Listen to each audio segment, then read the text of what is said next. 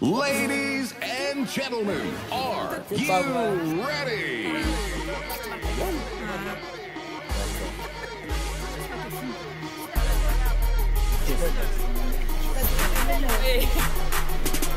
Salut. Pardon pour le retard. Avec Oh, y'a pas de soucis. Oh, t'as fait galérer, frère. On y va. On y va. Au revoir tout le monde. Bonne soirée. Fermeture des portes, destination encodée.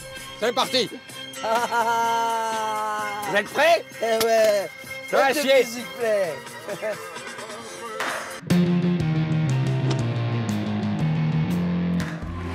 Jamel Debbouze, quelle bonne étoile! Gamin de la banlieue de Trappes en région parisienne, vous découvrez à 14 ans l'improvisation théâtrale, ADN de votre jeu scénique. Et à 18 ans, vous êtes déjà une star. Votre tchatch et humour ravageur ont d'abord fait fureur à Radio Nova et sur Canal+ dans Nulle part ailleurs.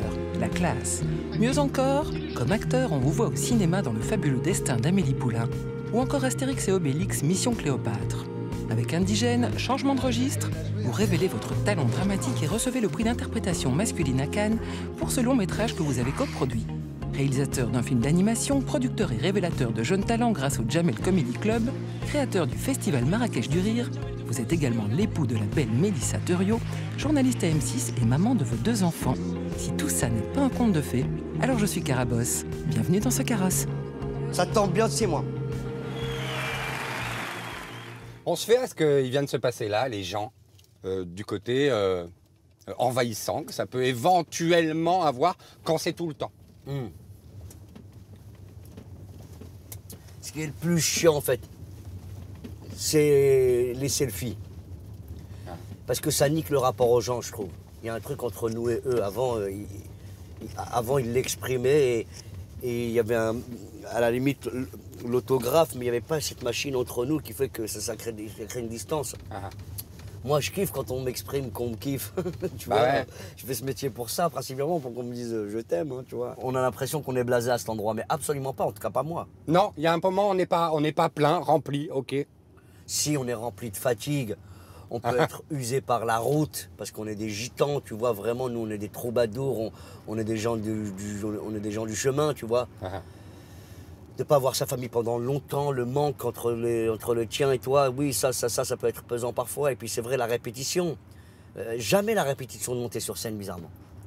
Ouais, parce que tu arrives dans une salle différente à chaque fois avec des gens complètement différents. Ouais. Donc le spectacle est à chaque fois différent. D'autant plus que votre public, quand même, il s'exprime. Bah ouais, il parle. C'est un concert de rock. Quoi. Salut la famille. C'est un concert de rock, c'est vrai. C'est un concert, les gens ils discutent, ils parlent, c'est pas conventionnel et moi je les sollicite en plus. Ouais. Et je viens de l'improvisation théâtrale. Donc j'ai besoin que ça soit neuf à chaque fois, tu vois. À cet endroit-là, je kiffe, tu vois, ces 2 heures sur scène, elles sont incroyables. Tu sais, les valeurs de l'impro, ça commence par quoi? Non. Dire oui. Dire oui. Si tu dis pas oui, tu fais pas avancer l'improvisation. Si tu arrives et que tu me dis bonjour, je suis facteur, je te dis non, l'impro s'arrête. Tu vois? Dire oui. C'est génial déjà. Ah, c'est fort. Et puis l'autre valeur, c'est l'écoute active. Si je t'écoute activement et que je te réponds en conséquence, là on fait avancer une histoire. Il y a un émetteur et un récepteur. Donc dire oui et écouter activement les autres, frère, si tout le monde faisait ça, t'imagines comment on améliorerait le monde? Donc ne serait-ce que pour ça, ça vaut le coup de faire de l'impro. Et au-delà de ça, moi je sais ce que ça m'a sauvé la vie. T'es petit, t'es moche, t'as un bras dans la poche, t'es handicapé, tu peux pas trouver de travail. La seule chose que j'avais pour moi, c'est d'être fier de moi, tu vois.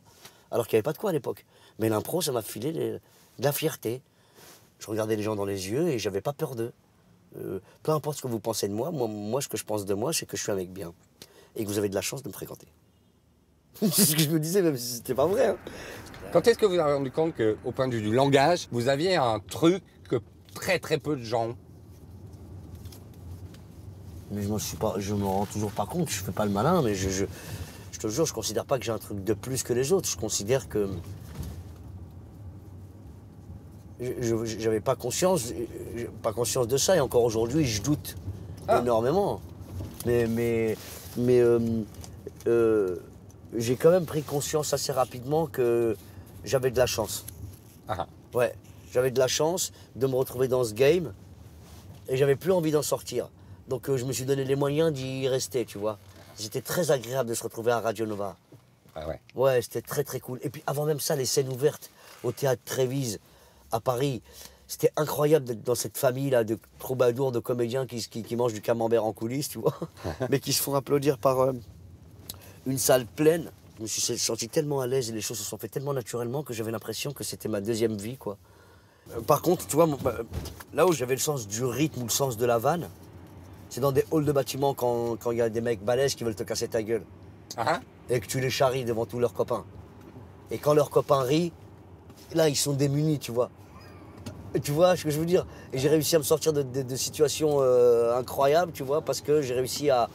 J'avais le sens de la répartie. Mais j'ai eu le sens de la répartie parce que j'avais peur de me faire casser la gueule. J'ai pris conscience vite que la bouche pouvait être une arme incroyable. Ah.